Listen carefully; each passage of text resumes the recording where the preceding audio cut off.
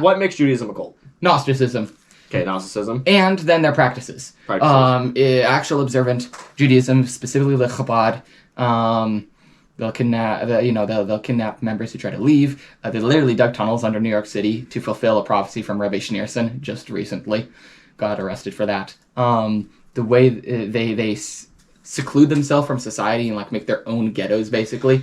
So you can go to communities in New York City that are just completely this group of Judaism. They all follow their rabbis as the sole interpreters who can be their connection to God, and they call them the righteous ones. The Old Testament talks about how there are righteous ones, and they say that's our rabbis. Our rabbis have attained righteousness on earth, and because they no longer have personal sin, their barrier before God is torn, kind of like the curtain's torn, but without Jesus. So they can communicate divine truth down to us, and we have to follow them. And so then it comes into arguments of which rabbi is better, right?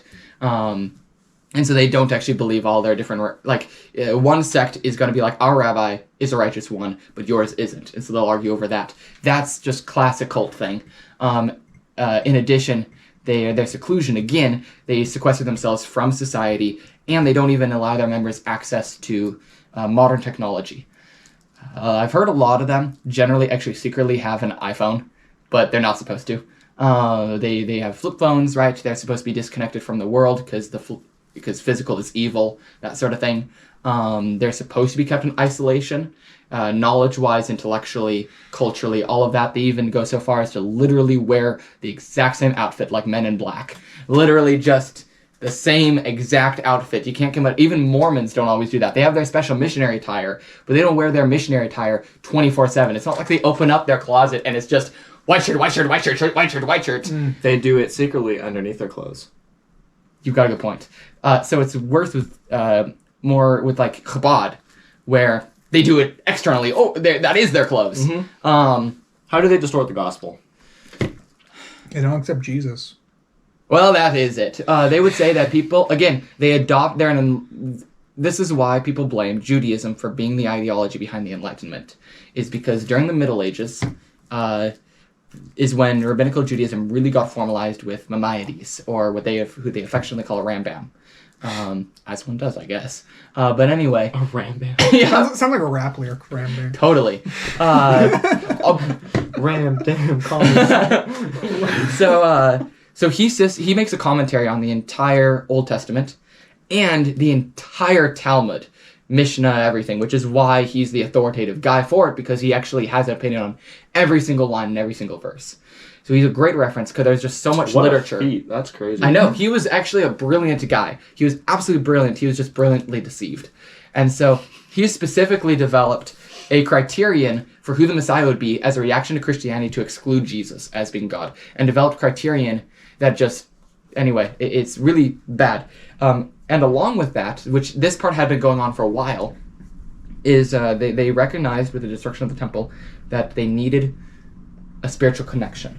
After Jesus comes, even Josephus writes that the sacrifices of the temple were no longer being accepted, which is really interesting. Mm-hmm. The temples, they recognize that the God's presence is no longer there. He's not even accepting sacrifice, nothing. It's useless. The temple gets destroyed, their last hope is gone. They're shedding members like crazy. The Pharisees, who become the Chabad. The Chabad will proudly tell you they are the descendants of the Pharisees. Sometimes actual physical descendants, like Caiaphas. Like, it's crazy. It's sometimes just spiritual descendants, right? Like, they will be like, the Pharisees, those are our homeboys. They're awesome. These are the guys we will proudly say are ours, and we would kill Christ again. We'll back them up, and on the Sabbath. Yeah. Yes. As long as they're proud to say it on Judgment Day, too. Yes, exactly. And so they will, they recognize it's just rules, it's stuffy, we can't connect to God, we're shedding members, because, again, we say God's there and he loves us, but we can't even tell people how to talk to God. People are leaving us for obvious reasons. We've got to connect to something spiritual. They do. Their rabbis keep getting demon-possessed as a result. So their conclusion is not that we've reached the wrong thing. Their conclusion is our rabbis aren't spiritually mature enough yet, and are falling prey to evil spirits. So they restrict a knowledge of what becomes Kabbalah, which is just Jewish Gnosticism, and they develop this, and then you get Maimonides, which systematizes all their doctrine. And so practically they follow Maimonides. All of that makes them a cult that worships demonic spirits, specifically communes with them, and just has all the hallmarks socially of a cult. They believe people are basically good. They would literally believe we have an inner spark of the divine, Gnosticism. Each day of creation is God's creating one new ring of reality, and we're on the sixth ring. What sin is it was when our ring of existence came out of alignment with the other six, and we need to do Tukum Alam, which are good deeds, which we can do because we're basically good. We can earn our way without the cross to get our ring back into alignment with the other six. And when we do, we will reach a new astral plane of existence, essentially. It is just the same lie. Yes, it is just Gnosticism. I've got a lot of literature on it from them. I'm not just saying this from my perspective. I should probably go get their literature. I can just read this from their handouts. They're decently open about most of this, except the restricted knowledge. And so that makes them a cult. We can attain divinity without Jesus. In fact, the rabbis, according to their books, won a debate against God. Mm-hmm. They're smarter than God. They can become God. They can fix the world without God. And it's a secretive knowledge. You have to be qualified to join us, and we will literally rule your lives. You can't have technology. You have to dress all the same in uniform. You have to seclude yourself from all of society. You have to do all of this. A lot of the original Enlightenment thinkers were Jewish because it just meshes so well. The Enlightenment was Gnostic. Judaism was the prevailing vehicle for Gnosticism through the Middle Ages to survive.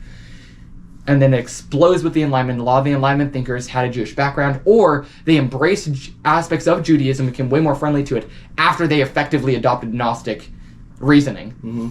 And that's why people will point to this idea that a lot of ideas in Judaism have led to the death of the West. People will then make the wrong conclusion and say, therefore, kill the Jews, like Hitler did. Hitler rightly recognized that a lot of Jewish influences lead to moral decay. But Paul also says that. He says that partial hardening on them, I wouldn't expect pagans to act anything other than pagan.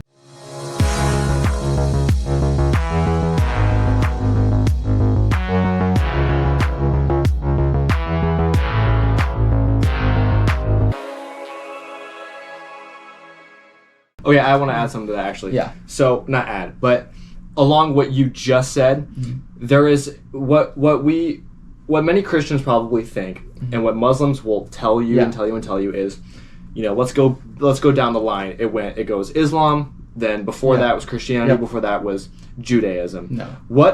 How would you, along the lines of like partial hardening and things like that, what would you say to the Christian who thinks Judaism came before Christianity, therefore it could have some authority of being more correct? Hebrews 11, I think, covers the Hall of Faith. Abraham and all the patriarchs are justified by their faith. Mm-hmm. Judaism, as a religion, went under a metamorphosis by the Pharisees in reaction to Jesus and became a completely different beast. They are not justified according to the Hebrews Hall of Faith, right? Now you need to accept Jesus. That's the whole point of the chapter. And so the type of faith that Abraham and the patriarchs had was in a coming Messiah. That's how they're justified, by their faith. Judaism, as it exists today, puts their faith in their own inner goodness and divine spark.